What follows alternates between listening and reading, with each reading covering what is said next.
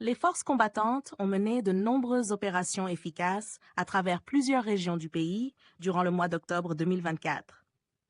Plusieurs groupes terroristes ont été neutralisés et des quantités importantes de matériel ont été saisies. Le 18 octobre, dans la région de Boko, centre-nord, des combats intenses ont eu lieu. Les unités spéciales ont poursuivi les assaillants en fuite grâce à des frappes aériennes précises. Suite à cela, l'unité Guépard a pris position, neutralisant de nombreux criminels et récupérant du matériel encore utilisable. Pendant ce temps, des équipes mobiles de la police ont également réussi à neutraliser des criminels à Biba, dans la boucle du Mouhoun, en saisissant de l'armement. Le 17 octobre, des vecteurs aériens ont volé au secours de la commune de Rambo, attaquée par des groupes terroristes. 2 missiles puissants ont frappé des criminels en fuite. Les forces du 14e BIR ont capturé les rescapés et récupéré leur équipement. Le 19 octobre, suite à l'attaque d'un poste VDP à Gaïeri, le 20e BIR a riposté, tuant plusieurs terroristes et saisissant du matériel de guerre. Une autre action le 17 octobre à Bourasso, Kossi, a permis de démanteler un poste de surveillance terroriste utilisant des drones.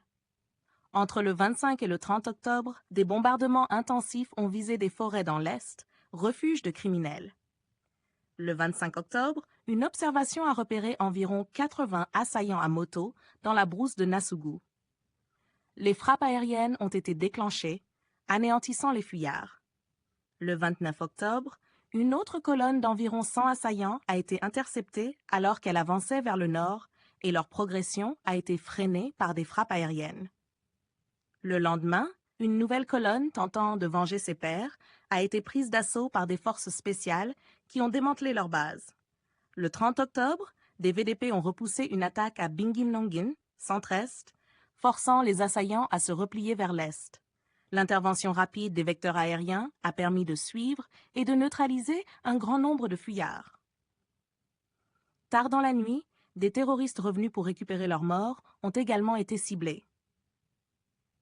Entre le 22 et le 23 octobre, une embuscade à Wanobia, orchestrée par le groupe d'intervention spéciale du 8e bataillon d'intervention rapide, a permis de neutraliser une vingtaine de criminels et de récupérer du matériel.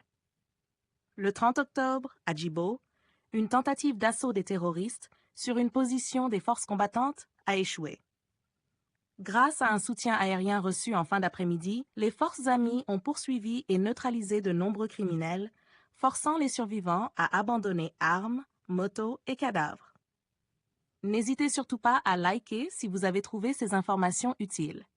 Partagez votre avis avec nous dans l'espace des commentaires et abonnez-vous à la chaîne pour ne rien rater de nos prochaines vidéos. Merci.